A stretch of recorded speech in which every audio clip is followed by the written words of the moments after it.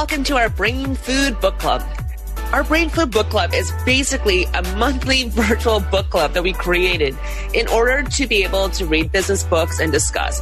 I often find that when I read business books, I have no one to talk about it with. So I found a couple of other people that are in the similar boat. So I thought we would put together some of the highlights of things that we kind of discovered along the way when we're reading the book. Now, I have to be honest, I can't air all of the book club because we tend to go off topic. We tend to discuss a lot of things in our personal lives and we end up laughing a lot. It's a lot of fun. So anyways, we put together a few highlights of some discoveries that we made, the value that we took from the book, and honestly, feel free to join in. The book club is virtual. It's free. It's fun. It's a great way to learn from others and be inspired. And honestly, we meet once a month, 45 minutes virtually during lunch, and it's a great way to network and build connections. So check it out. I can't wait to hear your thoughts. Hi, Julie. How you doing? Good, thanks. How are you? Good. Nice to see you joined. Yeah, well, I didn't read the book, but I'm here to learn about it. It's worth a read. Is it? Yeah. So Okay. so Julie, you really liked it, eh? I did. This one so far, because how many we've done? This is our third one. Yeah.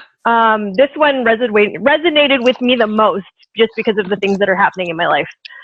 Really? Okay, Yeah. cool. So what were your kind of value bombs that you took from it? So I guess to help Sarah with the context of it, it's talking about your mindset and how to look at the voices in your head, and it mirrored it to looking at a government and how the politics of the government happen.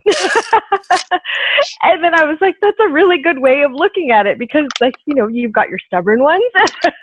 You've got your angry voices that are, trying to fight against the other ones. So it really helped classify and visualize the attitudes and the personalities of those voices that direct me. Oh, that's Awesome. That's fascinating. The mind as a government. That really threw you, made you think, eh? Yeah, that totally. Out of all, I read a ton of self-help spiritual books. And this really, of all of them, seemed to give me the best imagery. Yeah, that's interesting, because I don't read a lot of these type of books, and for me, I found I've struggled with it to get through the book, even though it was a light read. I struggled with it. It was a little too, I don't know, theoretical. I don't know, what's the word I'm looking for? I have a hard time with business books in general. I get 3/4 of the way through, or mental health books or self-help books or whatever. I get 3/4 of the way through and I can't finish them. I got piles of them not finished. Yeah. I am the first one to admit it. No, actually, my cousin says the same thing, but the truth is, he always told me that business books are really great because you can stop reading it at any time and get, because you got what you needed from at that particular moment. So you don't actually have to finish a book to get the value from it. You got what you needed, and at that particular moment. So it's not a bad thing. Okay, that's a good way of looking at it. That makes me feel better. I did find it a really slow start, though, to this book. It wasn't until what I found the meat of it was the middle to the end. What I liked about it, the one that I liked, and you're gonna laugh at this. It says, be good company for your body, and it said, I'm like, what? Be good company for my body. And then it says, oh yeah, you could take an afternoon nap, have a quiet lunch. I'm like, nap? You had me at nap. Your body lots of music, your mind appreciates the lyrics, and your body will sway to the beats. And I was like, oh, I need to add more music in my life. Yes, more music. Music actually really helps me. And I forget about it a lot, right? Because a lot of times we're trying to, do as much as we can. So if we're in the car, we want to listen to books or listen to podcasts because everybody is like, you need to learn. But it's also good to have that moment with some really good music and sing out loud in the car. Yes, I agree. Or dance around your kitchen, singing at the top of your lungs. That's a great idea too. It's kind of like Grey's Anatomy style, right? Where they like dance it out if they're all stressed out. Oh yeah, I forgot about that. They haven't done it in a while, that's why. To be fair, the book did actually mention that, our imagination and wherever our sources come from is its own superpower. So, you know what? If Grace is helps you with your imagination and, helps you create your own superpower, I think and we're supposed to be good to our body, right? So this works.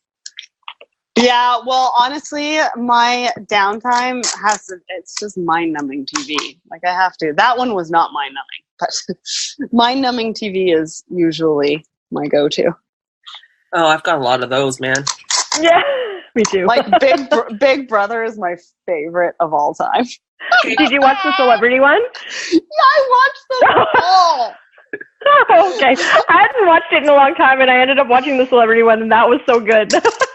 Oh, I am obsessed because it's a social experiment and it's about strategy. Mm-hmm. So you get to see the different types of personalities and what they do in different situations, and strategically what personalities are better than others. Oh, for sure. Do you watch then Survivor as well? No, I cannot stand Survivor. Oh, because I was going to say, that's another one I hadn't watched in a long time. And if you're talking social experiment, they had the David versus Goliath episode or the season. That was incredible for strategy. Really? You had the David and Goliath tribes were built up of intellectuals versus like the brawn.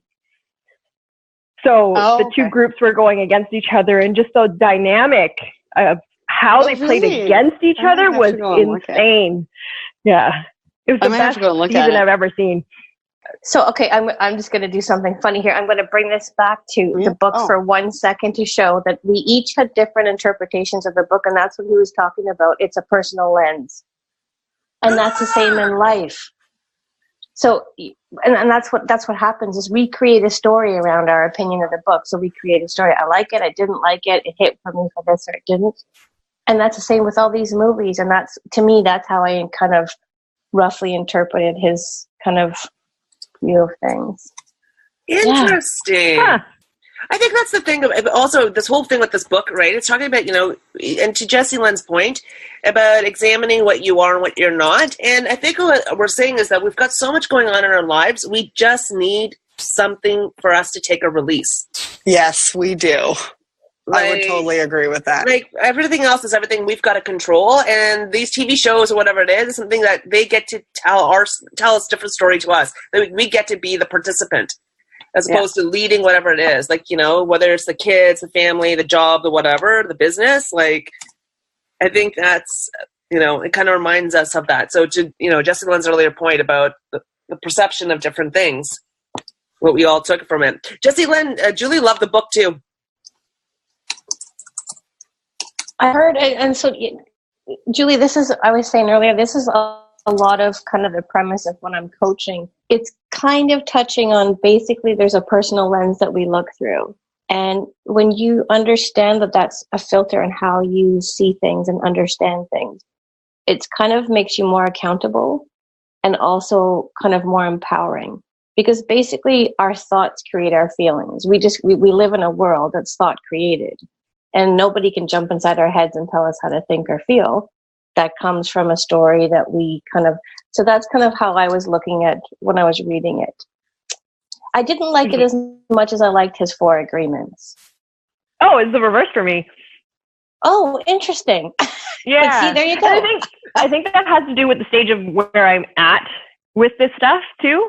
I took the same approach that you did, where it's like, kind of that lens of, that approach of how to view things and stories. And that's kind of what I'm investigating lately for myself anyway. And what I was saying to Sapna and Sarah is that the whole idea of like the politics and how that's set up like a government in your head, that's what resonated with me the most. Yeah. Well, it's so fun. I was being a government. Oh my God. I was recording a podcast interview this morning with a lady, and it's one of these things where she was really drowning in like kind of this whole on the outside showing one thing. And I loved her analogy, was just like, she was like a swan, on above water, gliding along.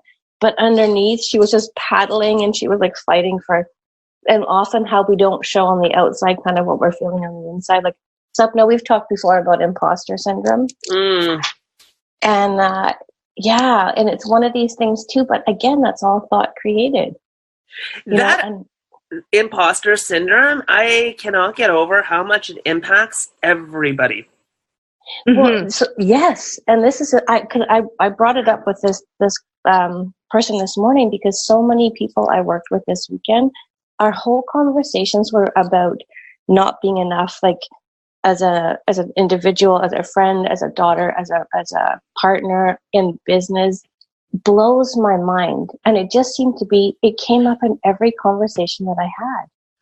It's funny because all these other entrepreneurs I've been talking to, they've been talking about, and maybe it is all the stress and anxiety that's actually happening all around us, because we're putting ourselves out there constantly, and we prep so much so we don't feel like we're being judged and we feel like it's us, but we never are convinced that we are actually enough. Like, it's just, it's crazy to me. And it's too much comparison going on. Yeah, but we create the story of that. We engage in that, and then we look for evidence to support it. Yeah, when it comes that happens from so much. Yeah, when it comes from our own stories. Yeah, I want to jump in here with something. I mean, I know I didn't read the book, but when a couple of weeks ago, I'm totally terrified of speaking in public. I'm getting better at it. And a couple of weeks ago, I traveled to Long Beach and I moderated a panel in front of 2,000 people. And then on the Friday for International Women's Day, I was named top 100 influential women in Canadian supply chain. And that Saturday, I spent all day in bed crying. No! I cried all day. And so I finally saw my therapist last week, because I believe everybody should have a therapist. And she basically said that I needed to do an exercise where I write down every single point and reason why I deserved to do either of those things, to either get recognized as the top 100 or to be in front of that many people, moderating a panel about a supply chain topic. And she said, because it's almost like I feel like an imposter, and that I, particularly myself personally, don't feel like I deserve either of those. And that's why that was part of the reason for my release on the Saturday. So can I suggest another question you could ask yourself? Is, who would you be without that thought? Like, if that wasn't true, that you weren't good enough, or you weren't, who would you be? Yeah, but I wasn't actually thinking that. I just had a whole day of release. I didn't know why. I kind of was like, I was kind of thinking to myself, like, this is kind of silly, right? Like, I've just overcome this like big deal, and I've just been recognized as this big deal. What the hell am I doing crying? And so I wasn't even really thinking that I didn't deserve it. I was just going through this whole release thing without really knowing why I was doing it. Yeah. Do you know what I'm trying to say? 100%. So I didn't even really have that thought. But it could also be that there's so much energy you were holding on to before, like the nervousness that was the other thing. That all of a sudden it's like, you just kind of popped a balloon there. Yeah, so that was the other. Yeah, that was the other side of the coin, where she was like, maybe on one hand you don't feel like you deserve it, but on the other hand you built up and built up and built up and like got to this point, and then all of a sudden you were like, you conquered a fear, right? Yeah. It's just like permission to exhale now. I was telling Sapna, I went over to Europe to do an intensive with a client. And then I did like 3 days of training. So literally like for 5 days, I was just on the go. And I had never done an intensive before, and it was with a fairly high profile individual. And when I came back, like literally I flew in on Wednesday night, and Thursday I was so sick. So sick. And that just might be the wisdom of your body saying, okay, you've been like, now you need to pause. you know? Yeah, And I related it to sort of the imposter thing only because of like the whole deserving thing, sort of exercise that I'm going to go through because like it might be part of it. You know what I mean? You know what's interesting is that, you know, a friend of mine, he had been working in this corporate job for God knows how long, and when he finally quit, and he just quit, he's like, I've had enough. I've been doing this for way too many years. I just need a break. He must have got sick for about 3 months nonstop. And I actually made a joke. I said, are you sure it's not all the negative energy and all that stress, like purging out of your body and of all that, those toxics, like, you know, all that stuff that comes out? Like, you know, we put so much of this stuff into our lives. And then when we give us kind of permission, as you said, Jessie Lynn, to exhale, you know, like, all of a sudden, everything just like the floodgates just open up like everywhere. And he was like, no, it can't be that. It could be just maybe I was tired. And then finally, you know, about, I think it was like 7 months afterwards, you know, he's like, you know what? I think I really did get sick because of all the negativity that was around me for all these many years. And it really was just pouring out of me. Just to kind of, and I had to rebalance and reshift, but I didn't realize how toxic it was. It's crazy, right? That people do that. Mm-hmm. I just happened to be listening to like the Oprah series of podcasts. She has Super Soul Conversations. I don't know if any of you have come across it, but she interviewed Carolyn Meese, which is one of like the spiritual thought leaders. And she talked about that whole mind-body connection and that you can't do one without the other and that your body knows better than your mind. Huh. Yeah. And you can't separate it. So it's like that gut feeling, that instinct, like that comes first. That's your intuition, for sure. Yeah. I'm doing a course right now and it's called Brain, Mind, and Body. And it's amazing to me. Like our body, like just, it's an internal, it's a personal alarm, you know, like when you're feeling horrible or down, that's a personal alarm that you might be kind of caught up in a thought storm of negative thoughts, imposter thoughts or whatever. And that's so it's amazing when you kind of flip the switch and look at it like, but it's also what blows me away from this is the fellow who's teaching it, he's been a psychiatrist for 40 years. And he was talking about how like when you hold a specific thought, like say anger, you know, and there's a story that you've engaged with and you hold that in your body, like from a cellular level and what starts to like how that translates in your body over time blows my mind. Amazing. Yeah, you know, we get it. Our body is the most important thing, you know, and what I thought was interesting, what he kind of talks about, you know, it's our body's the most important relationship with life, not with our nagging thoughts. And I think that's kind of what we're kind of going through and talking about. Well, thoughts aren't real. Thoughts aren't real? They're not. Mm-hmm. Huh. We have 60,000 to 80,000 thoughts a day. Whether we choose to engage with them or not, like Sapna, I wouldn't look at you and go, oh my God, Sapna has a t-shirt with gray and black on it and start to have a story about it. I just let that one pass, right? AC/DC. I know I wanted to call Finley in here to see your shirt. I just had a thought about the shirt too. I looked at your shirt and I was like, that's an awesome shirt. Right? Yeah. Wow. That's so right, funny. but somebody else might look at that and go, oh my God, that t-shirt sucks, AC/DC. But it's just a thought. It's not real. It's like when we engage with that and think that it's real, that's when we start to have a problem. But if we and that's the power of thought. If we recognize, oh my goodness, I'm just having this thought. That's where in the book he kind of talks about ego. But if we just recognize, you know what, it's the lens I'm looking through at this moment. And it's not real. It's just a thought. And if we just let it go, then it goes. And even if it's a bad thought, good thought, there's the thing. It's just a thought. And if you don't engage with it, it passes and another one comes along.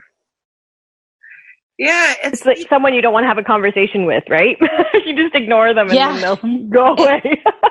Well, and the thing that's funny is, I don't know if you guys have ever done this when you have to have a conversation with someone. So you play it out in your mind.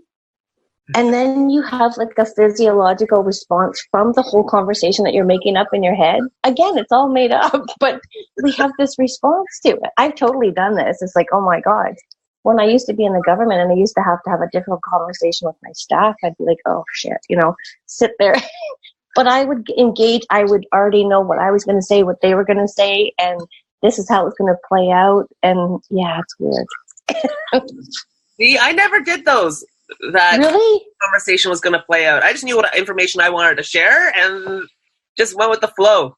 I never thought about how you're too kind and too thoughtful, because I don't have time to think about how they're going to react. Like, here's the facts of where we're at, and da-da-da, here's the situation, here's what we need to do. And, and even when I made people redundant, like, I always did it with the way of, I tried to give the information the way I would want to hear it, and so, like, for example, one of the places I did it with, the HR department was absolutely a nightmare, but they made a bunch of people redundant, and I had to deliver the bad news. But what I did was, I talked to them saying, look, it's not that you don't have skills. Like, here's some skills that are really relevant in today's marketplace.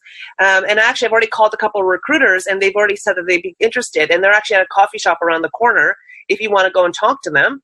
So that there was options there. But yeah, you're very thoughtful. I never played out those conversations. I don't know if it's necessarily thoughtful or just kind of got caught up in my, oh my God, or even like, it might just not be my staff. It could be like a difficult conversation with another individual in your life, or, and I would just kind of play it out in my head. Yeah.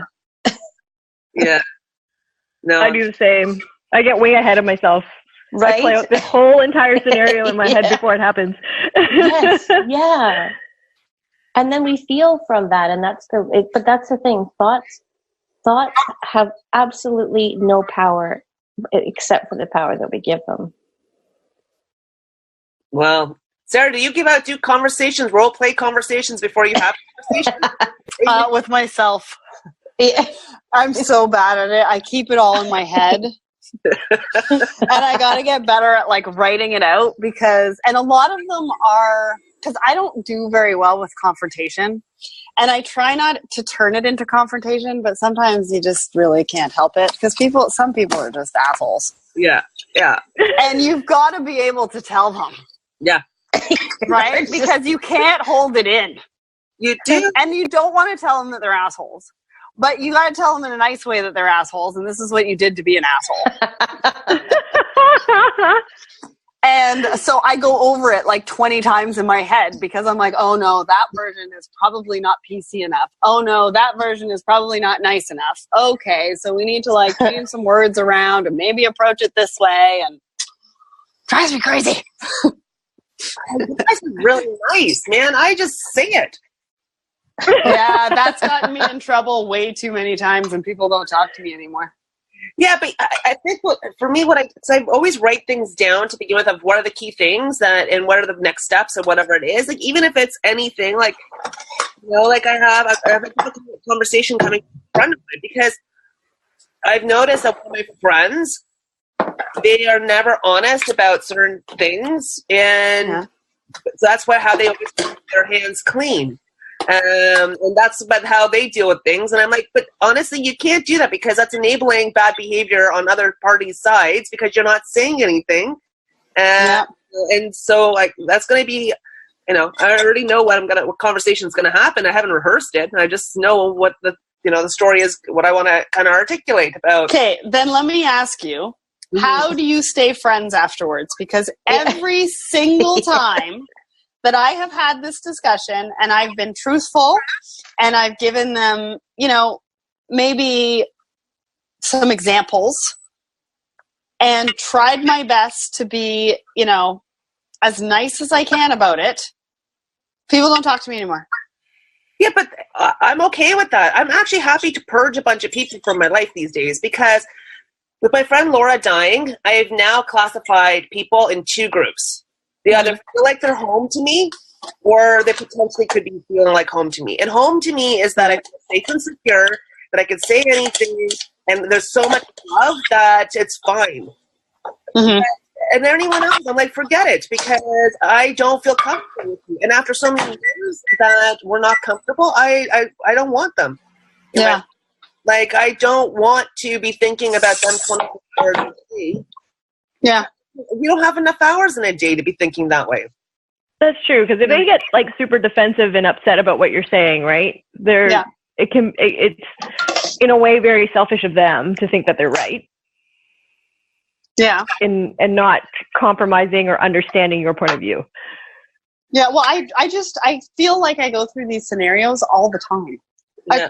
Well, the other thing is that it's just, but Satna, then whatever you're going to share is your opinion, and that's it. And like, you know how we were saying before, what other people think is not your business. And that's the thing, is that sharing your point of view is just because someone shares their point of view, it's just the lens that they're looking through, right? Yeah. Yeah. But if you am I alone in the fact that it seems to be there's more of these scenarios than not? I don't know. A lot more. No, there is more. People are more neurotic and more narcissistic. Because that's for sure. Right? Like, definitely on the rise. And back to Jesse Lynn's point, yes, I'm going to be honest with them, because that's something I actually really like about me, is that I'm always going to be honest with my friends. And yes, I may sugarcoat certain things and do temperature checks to see that along the way of, then blunt out coming up to the conclusion for that. But it is a point of view. How they decide to take that information and what they want to do with it is totally up to them. I'm not saying I'm ending a friendship. I'm saying this is how I feel. This is exactly and this is what I need, and this is where I'm at. What they decide to do, that's them. They want to be like, oh, I agree with you. You know what? Let's work on that. We could figure that out together. And if not, that's okay. Our values have just kind of shifted, and we're on different paths. And I've come across the situations where I've run into those people and I've told them the truth, but at the same time, I go back. I tend to do this a lot, is go back and re-examine, because I'm an overthinker. But I re-examine it, and I sometimes see like I was too harsh in some situations, not all. Some situations where I put the expectation on them. And that's where it got into that situation where I had to confront them. But it was really me that put that expectation in there to cause that disruption. So it really depends on the person and the situation, obviously. But I found myself in certain situations that being the reason. It's also, there's two other things that come into play, because I do a lot of work with people going through separation and divorce. It's kind of, but it's like, first of all, it's where you're at. Like you could be like, there's a flow in life. Like I say, like it's a mood elevator or a ladder. When you're at the bottom of the ladder, you can only see a snapshot. You don't have clarity. You might be like, cranky. You might be tired. You might be hungry. And that's going to be very different. You're going to maybe look at things differently than when you've slept and when you're feeling a little different. So that factor plays in. And it also plays in with the other person. Have they slept? Have they, you know what I mean? So those two things matter. Timing matters. And taking a look at yourself and be like, so where am I on that scale? Am I in a good space with this? Or are you just kind of annoyed and just come barging at them? You know what? You did this and this. Then it's not going to be heard in the same way. Yeah. And it makes sense, because the other problem with me is that I can only be angry for like 20 minutes. Yeah, that's good. Good for your body. Yeah. So I think when I get to a point of having a conversation with somebody, I've already done it. Like, I've already done all the analysis in the sense of like, I'm not coming from an angry place. I'm just like, hey, I want to move forward. Here's where I'm at, and whether or not they want to meet me halfway is a different thing. Like, everything's a learning curve, and everything is a conversation and negotiations to kind of grow with the person. This is kind of funny, because it does come back to the book, what we're talking about. If you're talking about the aspect of love and the conditions on love, and whether or not you're willing to open up and be open to it, because they said, if you put the word if in there, that means there's a condition to the love that you're giving out. Yeah. So I guess that if is those expectations that I was talking about, and what I do and set that situation and set those boundaries. I guess boundaries versus expectations versus what where the feelings are coming from and whether or not I let that person dictate my feelings versus me putting those feelings there for myself. Well, no one can jump inside your head and tell you how to think. Yeah. You know, there's a thing right there. But yeah, it is. It's crazy. But the other thing that I found is that we can also, like, I can think of something as an uncomfortable conversation, and then the other person's just like, yeah, sure. You know what I mean? But I can have built it up in my head. Oh my God, this is going to be uncomfortable. And it's not. And that's the thing too, is that, again, if you just kind of go into it with a really neutral, I did this really cool thing where it's like, listen to somebody with the intent of negating what they say. It's an exercise in a group where you listen then with the intent of agreeing what they're saying, and then listen like you're a rock with ears, like you have nothing on it. And it's really interesting when I do this with businesses, how there's a difference in what information they take back. I can imagine that being very powerful. Yeah, it's cool. So thanks for checking out our banter and our aha moments and being a bit of a fly on the wall. And again, you don't need to read the book to join the BrainFood Book Club.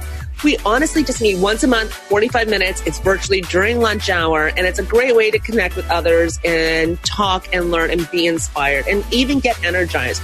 I often find after every one of these sessions we have, I am so pumped and I've got new ideas for my business, for my career, all these different things.